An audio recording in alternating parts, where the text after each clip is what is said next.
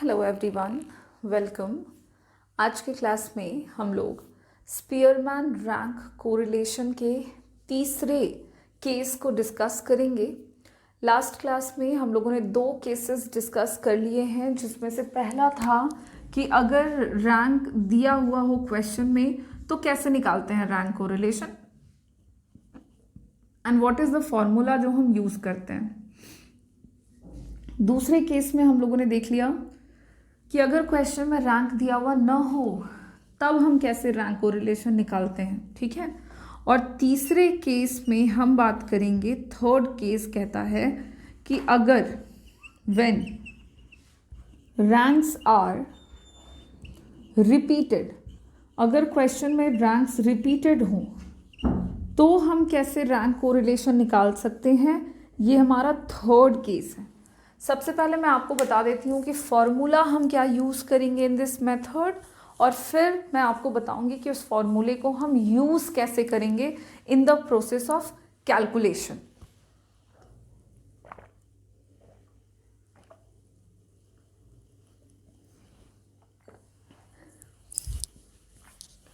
जो फॉर्मूला है हमारे इस केस में थोड़ा सा बड़ा है वो, और फॉर्मूला है R K is equals to 1 minus 6 into sigma d square plus 1/12 into m1 cube minus m1 plus 1/12 into m2 cube minus m2 plus dot dot dot dot plus ये कहाँ तक जा रहा है, तो ये जा रहा है आपका mn cube minus mn, okay, whole divided by n cube minus n।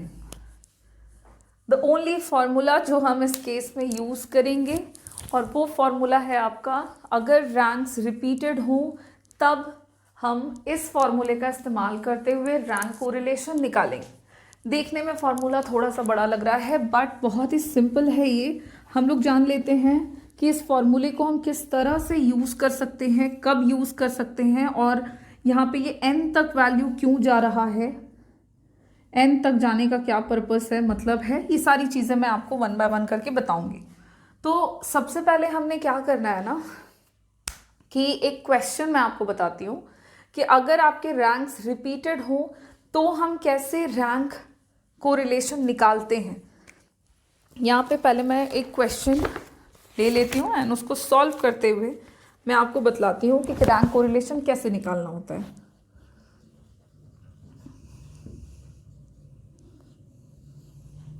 Question है जिसमें x और y दिया हुआ है। x है 25, 45, 35, 40, 15, 19, 35 and 42. Similarly, y है 55, 60, 30, 35, 40, 42, 36 and 48. अब आप देखो, ये जो पूरा का पूरा फॉर्मूला है हमारे इस केस में, ये पूरा फॉर्मूला हर बार यूज़ हो ज़रूरी नहीं है। तो कितना फॉर्मूला किस बेसिस पे यूज़ होगा ये सारी चीज़ें मैं आपको बता दूं। सबसे पहले तो यहाँ पे जो क्वेश्चन में आप देखोगे कि दो सीरीज है x और y, और रैंक गिवन नहीं है। तो हम लोगों ने दूसरा केस पढ़ा था, जब रैंक दिया हुआ न हो तो कैसे रैंक देते हैं, ये हम लोगों ने सीखा हुआ है। तो यहाँ पे रैंक दिया हुआ नहीं है तो रैंक देना है। कैसे दे सकते हैं रैंक?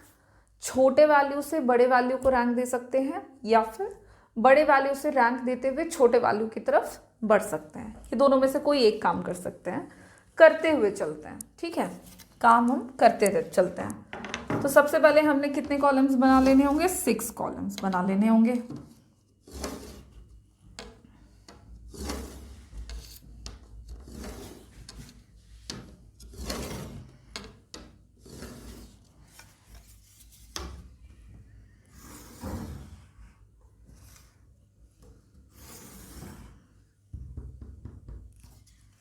एक और बनेगा।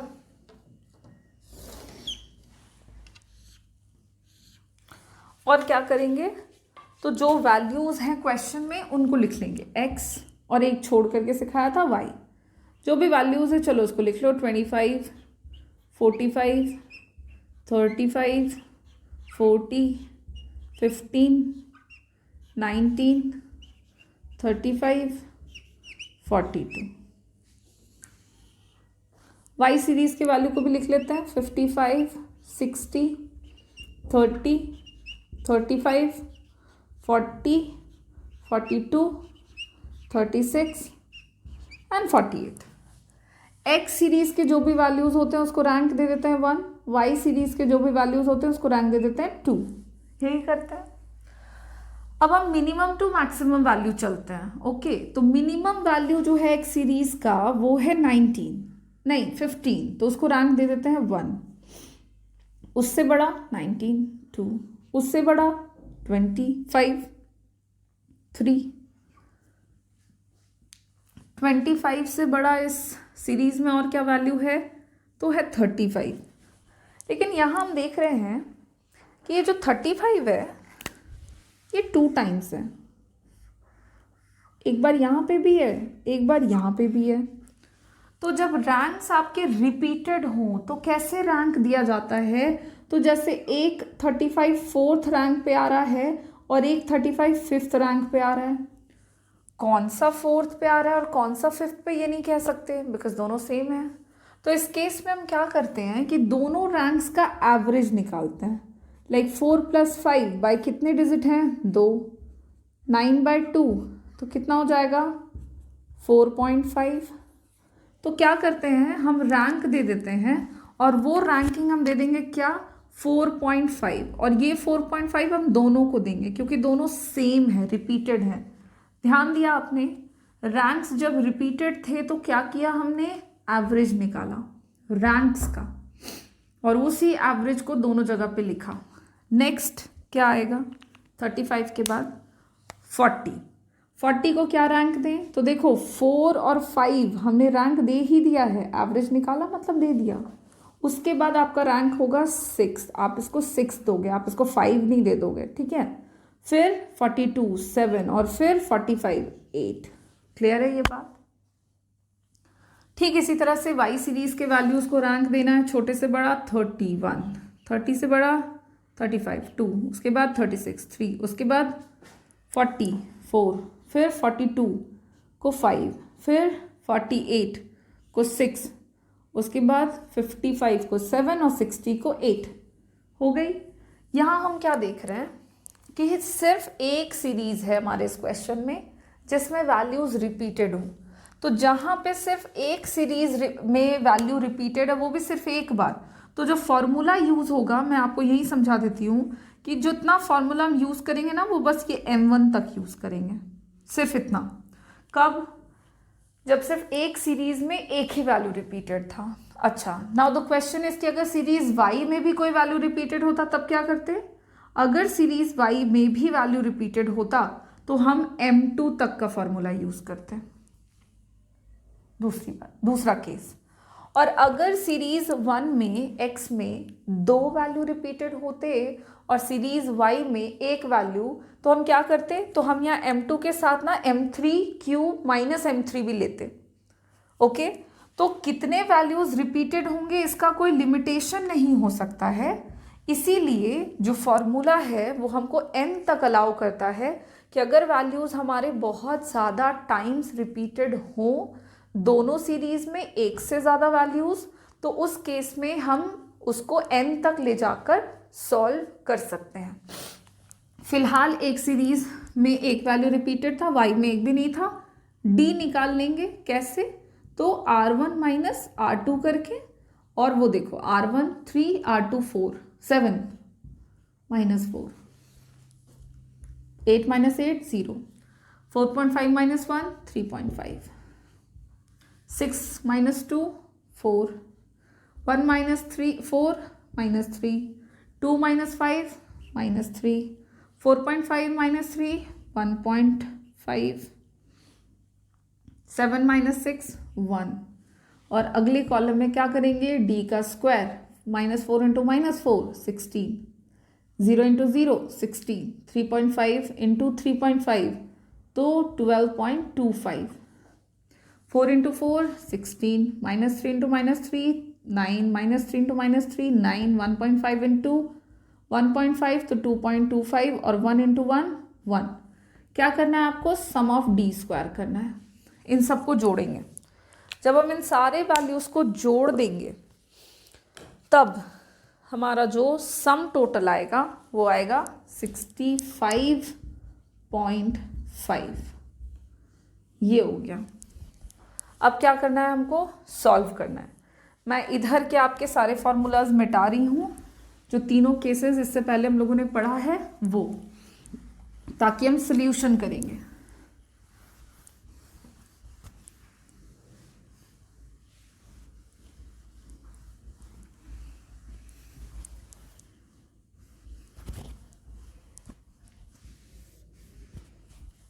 और मैंने बोला कि एक सीरीज में सिर्फ एक वैल्यू रिपीटेड है, तो जो फॉर्मूला हम यूज करेंगे यहाँ पे वो होगा R K is equals to 1 minus sigma d square plus 1/12 into m1 cube minus m1 whole divided by n cube minus n। यहाँ पे हमें इस फॉर्मूले में क्या क्या चाहिए, सिग्मा डी स्क्वायर है 65.50, जीरो का वैल्यू नहीं है एज सच। n बराबर हम काउंट करेंगे 1 2 3 4 5 6 7 8 और क्या चाहिए, m1 चाहिए। अब m1 कैसे निकलता है, तो जो m1 होगा वो हम उस वैल्यू के रिपीटेड टाइम्स को लेते हैं जो कि सीरीज में रिपीटेड होते हैं। मतलब x सीरीज में कौन सा वैल्यू रिपीटेड, 35। कितने टाइम्स रिपीटेड, 2 टाइम्स, m1 बराबर 2। अगर वैल्यूज जो है वो 3 टाइम्स रिपीटेड होते तो हम यहाँ m1 बराबर क्या लेते, 3। 4 टाइम्स रिपीटेड होते m1 बराबर 4। तो m1 m2 m3 क्या है, तो जो डिजिट जितने टाइम्स रिपीटेड हैं हम उसको क्या करते हैं, m1 से डिनोट करते हैं। m1 एक सीरीज में, उसी तरह से m2 लेना है अगले सीरीज में। अगर एक ही सीरीज में दोनों वैल्यू रिपीटेड तो जितने टाइम्स रिपीटेड वो m1 और अगले का m2। अब हम सॉल्व करेंगे 1 माइनस 6 इंटू 65.5 प्लस 1/12 इंटू 2 का क्यूब माइनस 2 डिवाइडेड बाय 8 का क्यूब माइनस 8। 1 माइनस 65.5 को इंटू करो,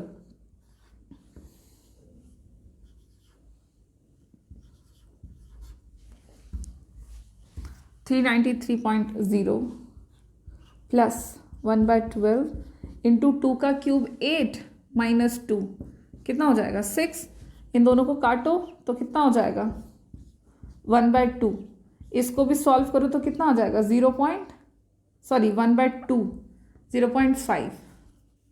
समझ में आया। 2 का क्यूब 8 माइनस 2 तो 8 में 2 गया 6, 6 इंटू 1/12 तो कट के हो गया 1/2। 1/2 को अगर हम डेसिमल में लिखेंगे तो 0.5 लिख सकते हैं, तो मैं डायरेक्टली यहाँ पे 0.5 लिख दूं, ठीक है। अब इसमें 393 में 0.5 ऐड करेंगे तो 393.5 हो जाएगा, तो डायरेक्टली 393.5 लिख सकते हैं। समझ में आ रहा है ना। तो 1 माइनस 393.5 डिवाइडेड बाय 8 का क्यूब 512 माइनस 8 512 में 8 गया 504। इन दोनों को आप डिवाइड करो, 393.5 बटा 504। जब आप इन दोनों को डिवाइड करोगे तो वैल्यू आएगा 0.768, ऐसा 0.786। जब आप इन दोनों को डिवाइड कर दोगे ना तो वैल्यू आएगा 0.786 और 1 में 0.786 जाएगा तो बचेगा 0.21।